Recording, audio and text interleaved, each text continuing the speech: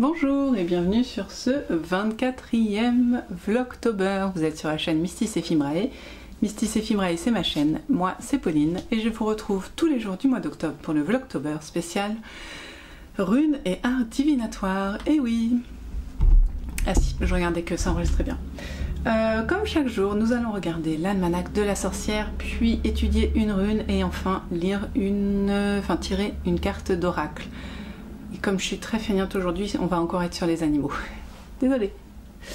C'est parti pour l'almanach. Alors je ne sais pas, je ne regarde pas à l'avance l'almanach parce que je me spoilerai, vous comprenez.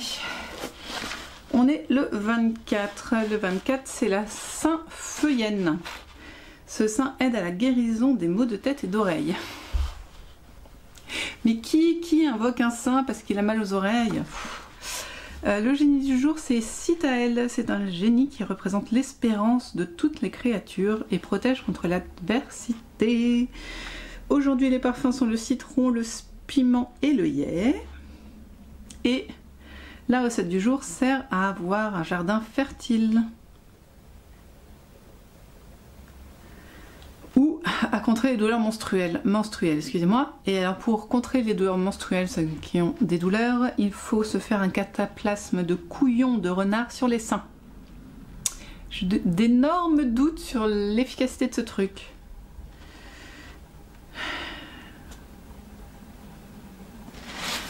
Bon, les images, parce que ça me désole tellement les recettes. Alors, nous avons des personnes qui sont en train de planter des choux. Nous avons, je ne sais pas, une sorcière, je crois, qui sort de chez elle. Et enfin, un monstre terrible, une hydre. Voilà. Et la sorcière, c'est ça? C'est une sorcière? Ouais, c'est ça. Arrestation d'une sorcière, j'étais pas loin. Donc demain, le 25, nous verrons bien... nous verrons bien ce que nous dit le 25.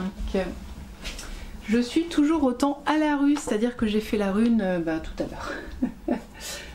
Ouais, je suis un petit peu à la rue. Aujourd'hui, j'ai cousu et du coup, la flemme. Tiens, comme quoi. Alors, aujourd'hui, c'est la 21e rune et c'est la goût. Vous êtes prêts?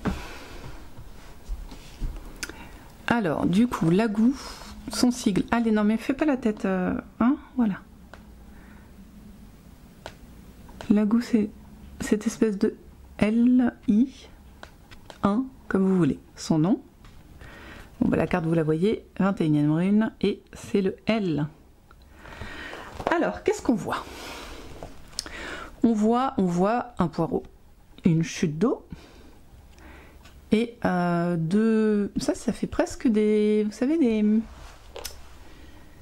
Comment on appelle les statues, la moaï ou je sais pas quoi, oui, bon, je suis sûre que vous voyez ce que je veux dire. Qu'est-ce qu'on a d'autre? Attendez. Bah voilà. C'est à peu près tout. Une chute d'eau, un poireau, de la couleur bleue. Qu'est-ce que ça veut dire? Donc, la goût ou la gouze, ça veut son nom, son petit nom, comment qu'elle s'appelle? C'est l'eau. Oh, bah ça alors. Son son c'est le L, ça on l'a vu. Sa polarité c'est femelle. Je suis désolée, j'arrive pas encore à allumer ma lumière. C'est mon branchement qui déconne. Et j'ai la flemme d'amener mon ordi ici. Donc la lumière elle est pas ouf aujourd'hui. Les divinités Nertus, Niord et Mani. Les plantes sont l'osier, le pommier, le saule, le frêne et le poireau que voilà. Il est là le poireau, il vous attendait. C'est rare qu'on voit un truc aussi... explicite. D'habitude on a des vieux arbres ou des petits bouts de rochers. Là on a un vrai poireau, hein, on peut pas se louper. Ces couleurs sont le vert, le bleu et le blanc. Bon bah on les a, on est bon. Ces animaux sont les cétacés comme les dauphins et les saumons. Non là il y en a pas un. Je regardais au cas où. Au cas où. Ces pierres sont l'opale et le corail. En astrologie c'est le taureau. Et en pratique magique, elle accroît les puissances magiques, le magnétisme et la force vitale. C'est une rune liée à la passion amoureuse et à la fête, on va dire à la fête parce que j'ai oublié le nom, de Beltane. Je suis prêt là, non? Bon, c'est pas grave. En divination, c'est la rune de la fluidité. L'eau quoi, en gros. Il n'y a pas plus fluide et coulant que l'eau, on est d'accord. Elle représente les points d'eau et l'eau sous toutes ses formes. Elle représente aussi ce qui peut être en lien avec l'émotionnel, l'inconscient, l'intuitivité, nos sentiments en règle générale. Alors pourquoi ? Pourquoi l'eau et les sentiments ? Et l'inconscient, l'intuitivité, peut-être parce que ce sont des choses qu'on ne peut toucher et que l'eau est tellement mouvante que finalement, est-ce qu'on peut vraiment... Enfin non, c'est con ce que je dis, mais est-ce qu'on peut vraiment toucher l'eau ? Oui, mais choisir la goutte d'eau qu'on va prendre, non. Je sais pas si c'est très clair ce que je dis. Mon raisonnement est un petit peu aussi léger que l'eau aujourd'hui. Enfin. Donc elle symbolise les sentiments. Elle symbolise aussi la force vitale. Voilà. Avec cette cascade là, on voit bien la force vitale. Elle peut indiquer des coups de cœur, des coups de foudre, un amour passionnel, ou en rapport avec ça, une potentielle instabilité ou effervescence sentimentale. Donc si on résume le résumé, le poireau. Pourquoi le poireau ? Je ne sais pas. Mais ça me fait rire le poireau. Non, surtout l'eau, cette rune veut dire l'eau et ce qui en découle, c'est-à-dire une fluidité, un mouvement, comment on dit ? Je sais ce que je veux dire, mais ça ne veut pas sortir de manière intelligible. Elle représente aussi les sentiments et l'instabilité des sentiments. Et l'amour et l'instabilité de l'amour. Hop là, pardon. Oh, chouette, j'ai retrouvé une rune. Voilà, on est sur l'instabilité, le mouvement et les sentiments. Bon, imaginez de l'eau qui coule et imaginez que ce sont vos sentiments et que parfois ils deviennent des grosses vagues et parfois l'eau est calme et voilà. Et il y a aussi l'eau dans toutes ses formes. Je n'ai pas dit ça ? Ah si, elle représente les points d'eau et l'eau sous toutes ses formes, c'est-à-dire que ça peut être dur comme de la glace ou léger comme de la pluie, ou ça peut être aussi pendant l'orage. Voilà. Je pense que cette rune, il faut se fixer sur l'eau, qui est son nom, et après, en rapport avec les runes qu'on a autour, définir si on parle de relations amoureuses, si on parle de points d'eau, bon, et à partir de là, peut-être, toujours avec les runes qui l'entourent, savoir si on est sur des sentiments plutôt durs, douloureux comme la glace, ou plutôt des petits clapotis de vagues, des amours effervescents comme des petits clapotis de vagues, ou alors la mer calme comme la Méditerranée pour un vieil amour qui continue. Vous voyez ce que j'essaye de dire ? C'est poétique aujourd'hui, hein ? Bon. Bah écoutez, ça va être tout pour cette rune poireau. Ça va rester. Hein. Et puis on va regarder la carte du jour de l'oracle des animaux.